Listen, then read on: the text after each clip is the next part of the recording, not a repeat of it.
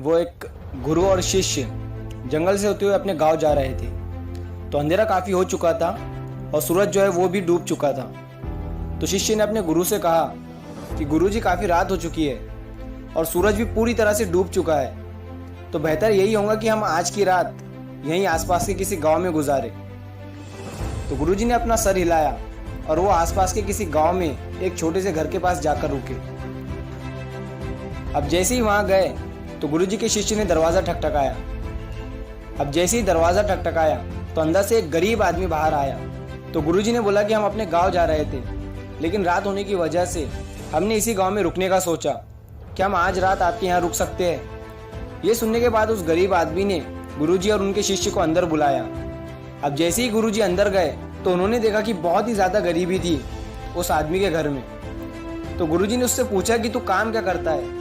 उसने बोला कि मेरे पास बहुत सारी ज़मीन है। तो गुरुजी ने बोला कि अगर तेरे पास इतनी सारी ज़मीन है तो फिर तू इस तरह क्यों रह रहा है? तो उस गरीब आदमी ने बोला कि मेरे पास जो ज़मीन है वो किसी काम की नहीं है। गांव वाले कहते हैं कि वो बंजर ज़मीन है, वहाँ फसल नहीं उगाई जा सकती और वहाँ फसल उगाना बहुत बड़ी बेवकूफ़ी है।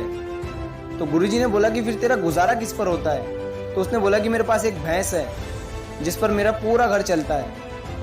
ये सुनने के बाद गुरुजी सो जाते हैं और रात को जब सब लोग सो रहे थे तब गुरुजी अपने शिष्य को उठाते हैं और उस गरीब आदमी की भैंस को लेकर अपने गांव चले जाते हैं। तो शिष्य अपने गुरु से पूछता है कि गुरुजी आप कहीं गलत तो नहीं कर रहे हैं ना?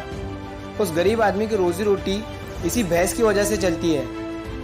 तो गुरुजी अपने शिष्य की तरफ देखते हैं और मुस्कुराते हुए आगे बढ़ जाते हैं। उस बात को तकरीबन 10 साल गुजर जाते हैं और जो गुरु का शिष्य था वो अब बहुत बड़ा गुरु बन चुका था।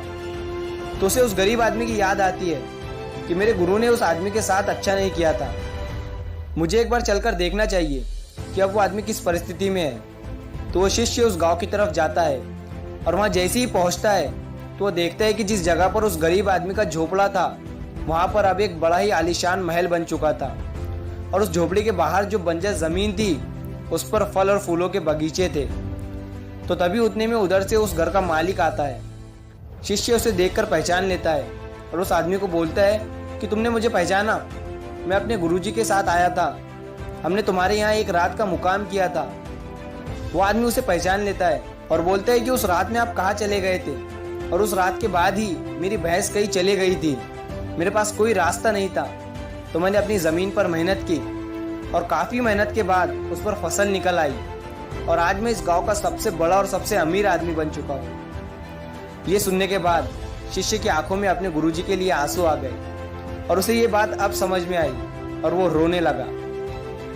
इस कहानी से हमें ये सीख मिलती है कि हमारे पास भी बहुत कुछ है यार, हमारे अंदर भी बहुत कुछ है, लेकिन हमें किसी न किसी चीज़ ने रुका कर रखा है। वो आपके फैमिली वाले भी हो सकते हैं, आपकी जॉब भी हो सकती है या कुछ और भी हो सकता है। देखिए कहीं आपके पास भी तो भैंस के जैसी कोई दूसरी चीज़ तो नहीं है जिसने आपको आगे बढ़ने से रुका कर रखा है।